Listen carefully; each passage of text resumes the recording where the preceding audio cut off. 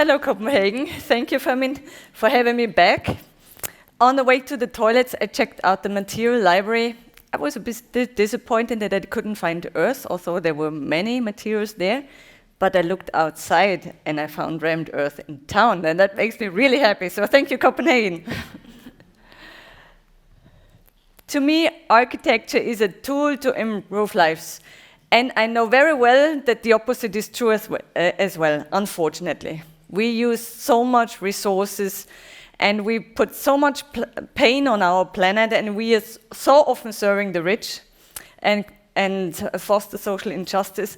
But I am a stubborn idealist.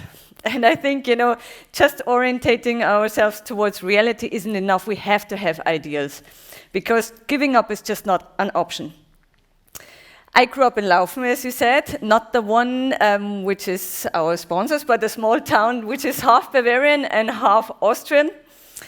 And I once did the talk in Munich, and first I thought I just could copy-paste, but I figured out when I talk about my childhood, it's almost impossible to do this in English, especially translating the quotes of my dad. One quote was life lesson from my dad was very popular in Munich, which was in German. I know that there are some German-speaking people here. Qualifiziert bei Rot über die Ampel, which is probably to be translated like, Anna, don't be necessarily legal all your life, but be smart. Just be smart. And this is what is super useful. Quite a lot of the buildings you saw there on the screen are illegal, but they became a quite popular selfie spot for politicians. So I guess it's sort of legalized, but it's not just happening in the global south. I'm also sort of illegal sometimes in Austria. For example, we didn't have an engineer to calculate our space for giving birth, so actually my colleague Martin Rauch signed, and he's a ceramic artist. But he's a wonderful emotional engineer. So that's, I think, is important. If you want to be a trailblazer, if you want to get things done, don't wait until regulations allow you those things. Just do it when it feels right.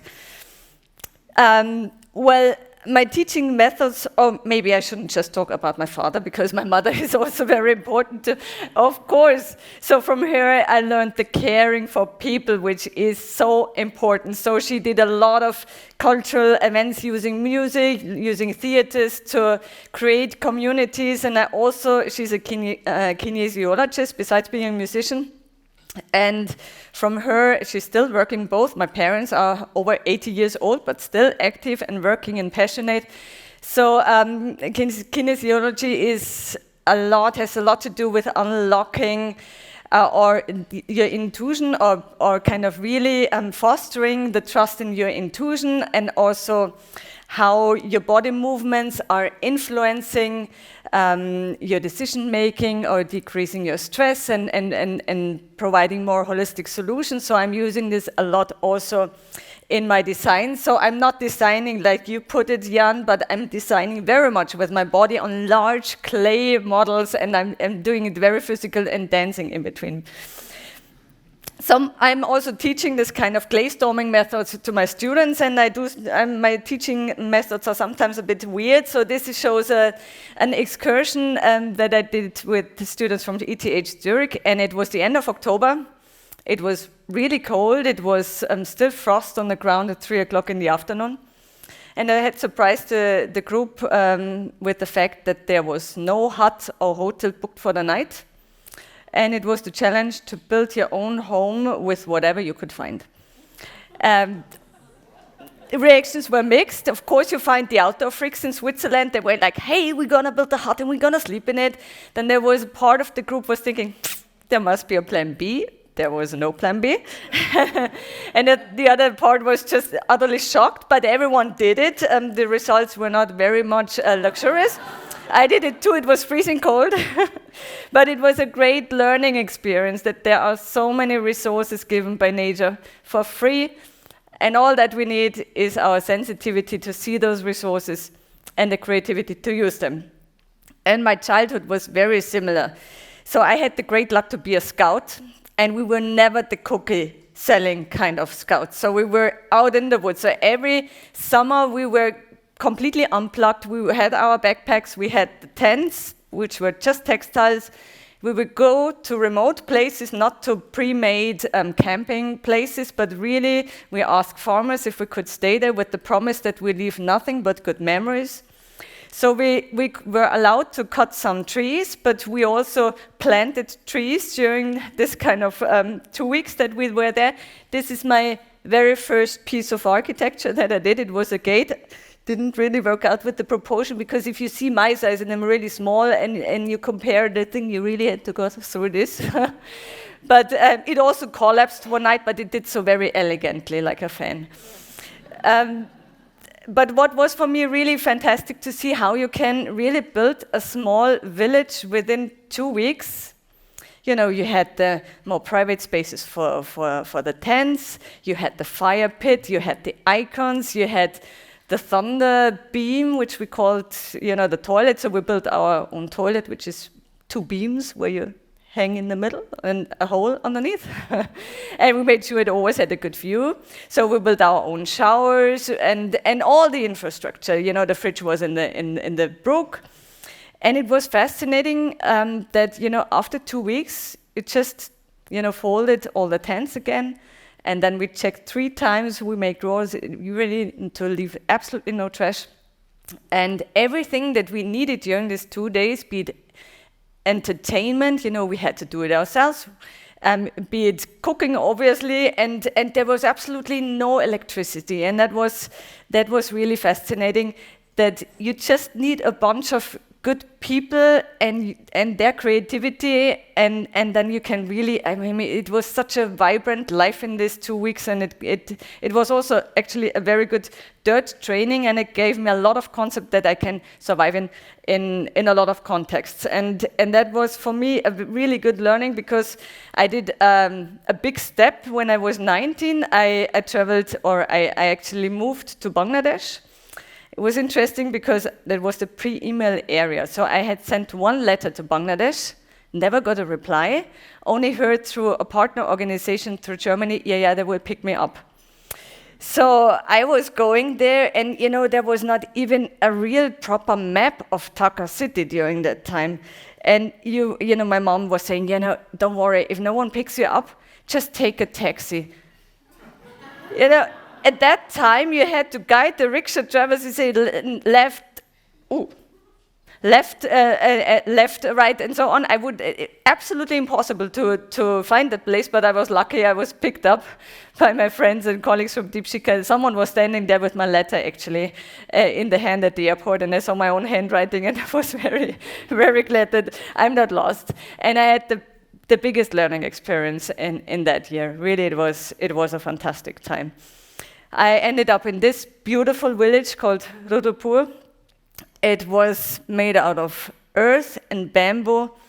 And when I went there, I thought, well, this is a classical household, and there's an abundance of green. And I was so amazed. I knew this is one of the most densely populated areas in the planet, but there is always, you know, it's just amazing how people use the spaces and still have so much freedom and abundance in between. What was really amazing for me to learn, you know, I thought I'm coming in a poor country, and I've never been in the global south before. And, you know, you hear all these stories about poverty, and I'm really sorry, but I thought I'm going in a poor country, so it must be an ugly country. I mean, right now, I just cannot imagine how I came to this conclusion. But then I went there and I found that every single subject, from a broom to a kitchen knife, was just so utterly beautiful. You know, these are the kitchen knives. They're more beautiful than the Eames bird. So it was for me an absolutely fascinating thing. Also, you know, this how much care you give in the most ordinary things, like how to pile up a cauliflower and to transport it from A to B.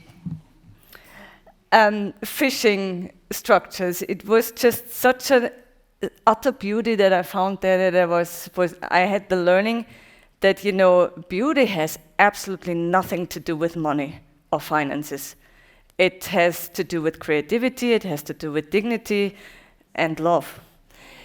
So these are the objects of the everyday, and all the objects are handmade, and there was just no plastic around that time. It was 1997. It was absolutely amazing. One of the things I'm really proud of in my life is I owed 8 water buffaloes during one of the construction times. And what I learned there also that, different sources of energy, because there was hardly electricity in those villages. So I learned about the importance of animal energy. I learned the importance of people's energy. And when we think of energy sources these days, we think of gas, we think of oil, and so on. But every one of us is a source of energy too, and we are a growing source of energy. And if we don't use the source of energy, we create a lot of unemployment and social problems. So for me, it is really important in all my projects to use people as the main source of energy. I also got really inspired by the textiles there. They were everywhere. It was, this green, it was the mud, and then it was the textiles. So that was really something that just got stuck with me and inspired me then, of course, for later projects. The use of resources is another thing. I have to get back. So these blankets have been saris before and used over a period of time in very fine cotton. A woman and a man gets 1 piece of clothes per year in that area. In Germany, it's 60 pieces of clothes per year, and usually produced under bad circumstances in Bangladesh. So these textiles, when they're worn out, they're not thrown away, but they're put into layers and then with a lot of stitches brought into blankets where the family sleeps on top. And this way of using resources again and again is just really an absolutely inspiration to me for any sort of projects. So we do a lot of textile projects. Dipti Textiles, we founded a women's collaboration I'm talking about later, but what they did here is that they made up a portrait of their own village. So these spots, the blue dots here, they are not just fishing ponds, they are at the same time the excavation sources for the mud. So, the material is sourced absolutely just next to where the houses are.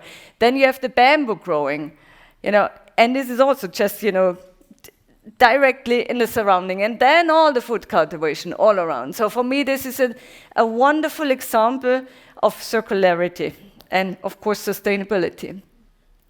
The architecture I found so humble and so beautiful, and that was just touching. And also, what I like so much, that you feel the hand. In every square centimeter, you feel the hand and the care. This is a very specific architecture from the Chantal, which is a native tribe in Bangladesh, which are really the master constructors there. And I just love these ornaments that they have. And I got trained as an architect in Austria, and Adolf Loos, one of the most important Austrian architects, once said, "Ornament is crime." How can that be? For heaven's sake, ornaments is an expression of joy in life. So I want to cross out this sentence and say, really go for it.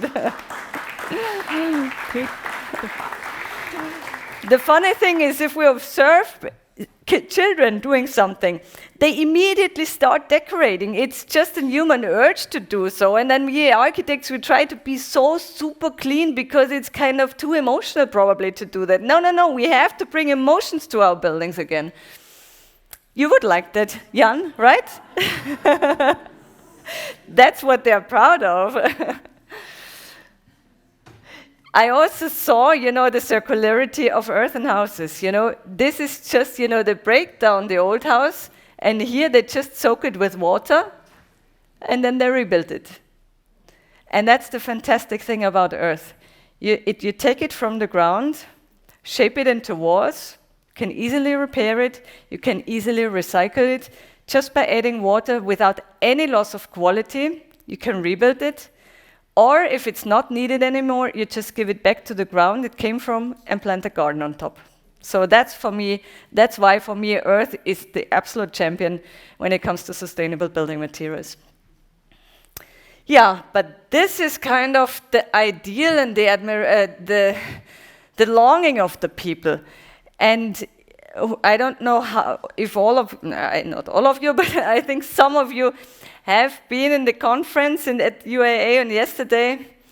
I took a moment to do something that I wanted to do since a long time, to apologize to the Global South for creating this ideal of a modernism that was supposed to bring us a healthy, a safe, a happy, comfortable life, while in fact it just contributed to social injustice and to dramatic climate change. And it was really interesting now getting all these feedbacks afterwards. You know, I thought it is healing for the Global South to hear that. And yes, there have been people coming, especially from Africa, who said, it is good, actually, that someone finally apologized. But the feedback coming from Europe and coming from America was so much bigger. And I learned such an important lesson to me personally yesterday, that actually it's healing for those who ask for forgiveness rather than for the, it's nice for the other side. But when you ask for forgiveness, it's healing yourself. So when I'm getting home after Copenhagen, after these days, I will definitely ask much more for forgiveness, because I think this is absolutely needed. And we are living in times where our society and our families and everything is much more torn apart, and I think we just need much more harmony, we need much more peaceful situations, and I think forgiveness and asking for forgiveness is essential.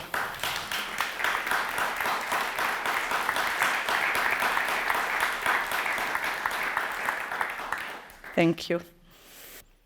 Every material that we build with somehow comes from the earth, either in form of oil or minerals or whatever.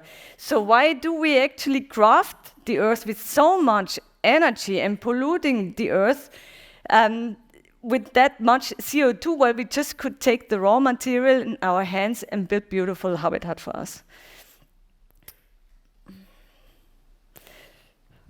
Yeah, what I learned in Bangladesh was, and especially from the NGO Deepshika, was that the most effective strategy for resilience and for sustainable development is always looking at the resources you have in your direct surrounding, under your feet, growing around you, and also within yourself, and within your network, within your community, within your family, and trying to use it in the most creative way to create really unique solutions.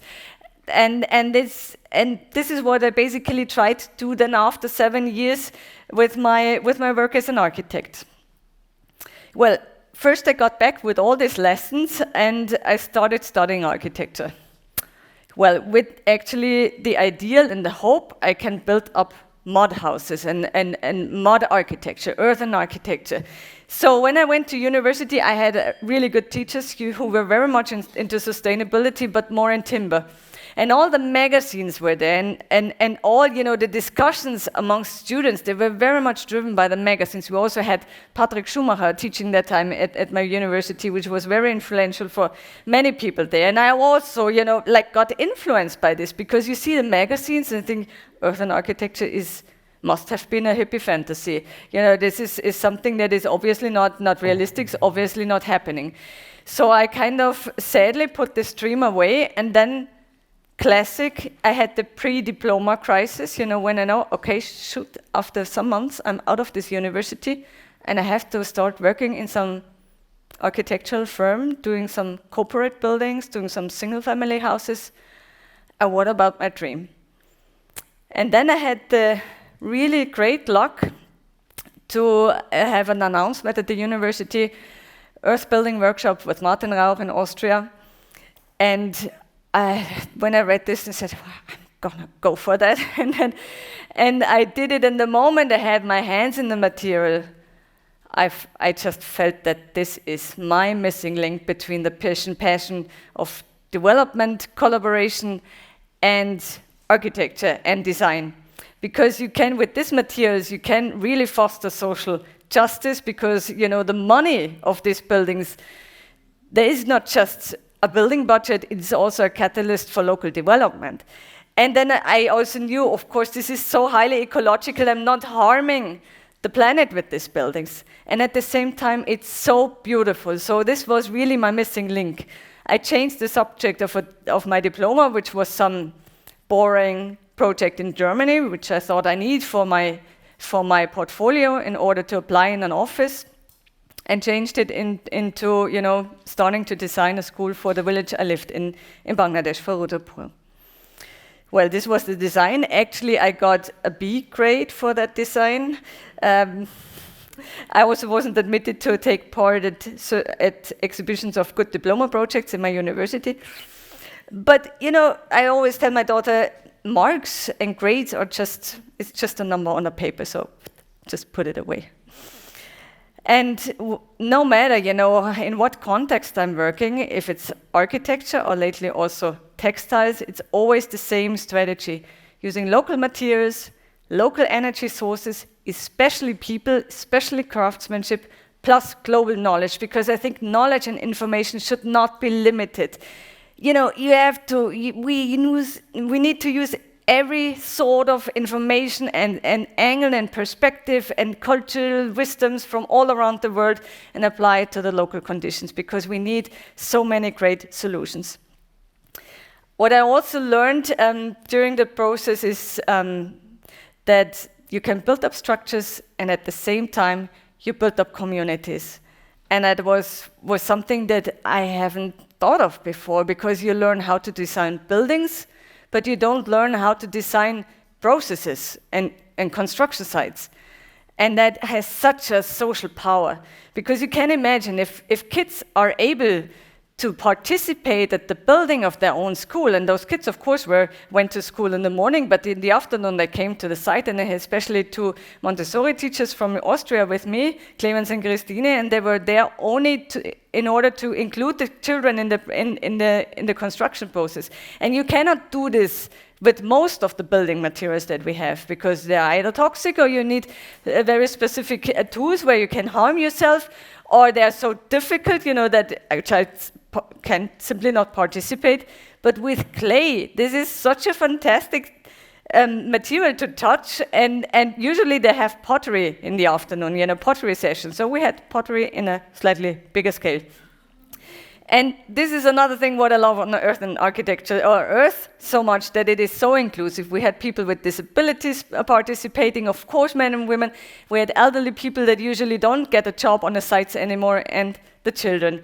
And I guess you can all imagine how it feels when you're standing after 6 months of construction in front of your school, and hey, I built this thing with nothing but my muscles, the dirt underneath my feet, and the team around it just gives such an enormous boost of trust and confidence in your own potentials, and the team, of course, and in the local materials. And what I also learned, coming from Germany, I thought it's so important to bring the perfect technology, because that's what you think, you believe so much in technology. But what I learned is that it is by far more important that you raise the trust in people, that all that you need is actually there. It's there. You can rely on that. Whatever is what you have is all that you need to create something unique and create something meaningful and beautiful. This is my last project. I know I'm not supposed to talk about it, but I am not showing the building. I'm just showing the content, and so I'm not just responsible for the vessel, for the architecture, but meanwhile I'm also responsible what's happening in the building. And it is because I really deeply care for women empowerment. And it takes quite a while with architecture to see the results, but with a piece of textile, with a piece of yarn and a needle, you can change the life of people so immediately, and especially of women. So this is our fair trade collaboration in Bangladesh that we started, and it just comes all naturally. It's not just about having more economic stability, but it's also fostering the community amongst you. It's also sharing problems and joys in life.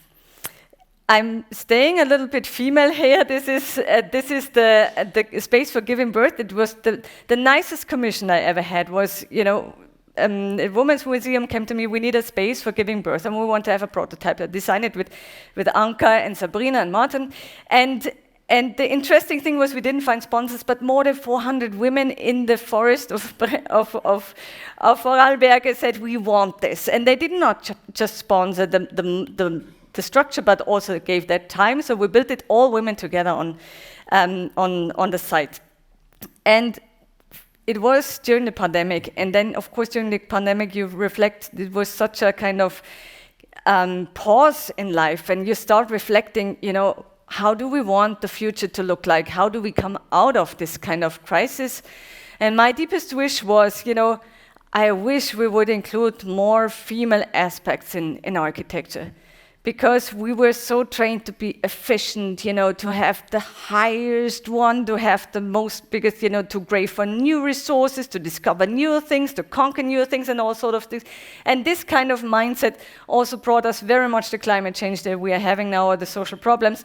And it's not that just women can be female, it's also men. We all have these aspects within us, and I would just hope that we include these aspects more into architecture. So if you haven't got until now that I'm a feminist, take that.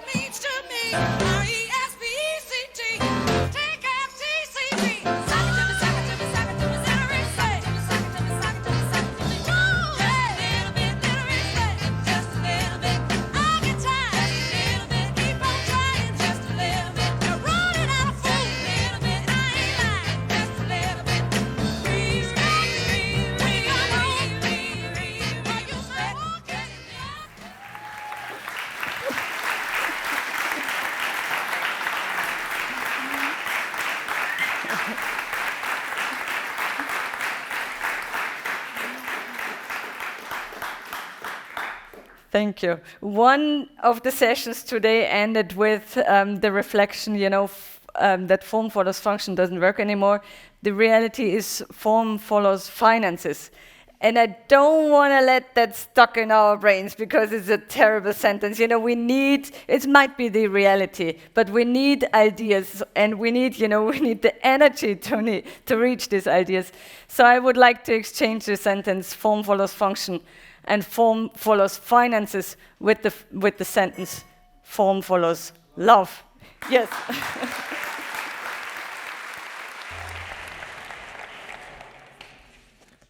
Anna, we're so happy to have you again with us. It has been 70 years? Was 70 years or 36 years? So long time ago when you participated in Munich. And we are very happy to see the whole process. And actually we plan today to bring some bags right? But if you want to mention something, yes, because we might send a link. I don't know if it's possible to. That would be wonderful. Yes, actually, I wanted to ask you if you want to support our women collaboration. I would have brought a lot of beautiful textiles from Bangladesh for you to bring home as gifts. But the parcel didn't arrive. But we have an online shop, Dipti Textiles. We will send the link with after the event so that everyone gets it. We wanted to bring some bags so that you see them. Yes. The point is, we are not just shaping spaces as architects, but we shape spaces through the way we consume. And I see the spaces that we create when, we do the normal clothes shopping in Bangladesh, and they're horrible. And I think that's important to know that we, it's actually the same to what you're wearing. Yes, right now. I'm always my own kind of advertisement. We need to go to the money for that. We need to go to the roundtable discussion, but maybe one thing to mention, and talking about that, is that you divide your time between bread time and hair time, so that you at least have something that puts the bread on the table, and you make sure that you have time for your hair things and your daily. A lot of, especially young, yes, right? Exactly. A lot of young architects ask me, how is it possible? We want to do this. How do we start? How can we make a living out of it? And what I usually give as advice is say, first, if it's possible, don't go in an architectural office and start, just stepping in the footholds of the previous generation, because we need new solutions. We really need new solutions, and we just get very easily frustrated, and disillusioned, and start to believe, you can only survive if you just follow the corporate way. No, it's possible otherwise. But if this is not immediately possible, then do the following. I think it could work out is do 1/3 of your energy and time, yes, put it in a bread job. Try not to create, damage with that one, but do something that brings the bread on the table. For me, it clearly is teaching, but I love teaching, so I'm lucky. Then the other thing is, your heart job. You just, you do what your heart tells you, and I strongly believe. Everyone of us has different talents, and that is so beautiful. And we are born with these talents, but I also think that we are born with the obligation to use them. And happiness is brought by exactly by that. If we use those talents that we have within us, then I think it brings us meaning in life, and that has so much to do with happiness. So do your hard job and develop that more and more, so it takes more and more space. And the third is really simplifying your life, that you don't have to, just there's so many things, like I showed in Bangladesh, that we can do on our own, and it brings us so much more creativity. Like me, I decided not to go clothes shopping anymore. So I do my own stuff, and I do some second-hand shopping. This is second-hand. The rest is all fair. But you can simplify, and then you have less burden, and then you don't need to, you don't have this financial pressure. So that for me worked out quite well. This is a really nice message. I will say, because the DAC is going to kill me, if I would like to thank you for the talk, and if you give us a few seconds to build up the roundtable discussion, we will start the conversation in a few seconds. Okay? Thank you, Anna. Thank you. Thank you a lot.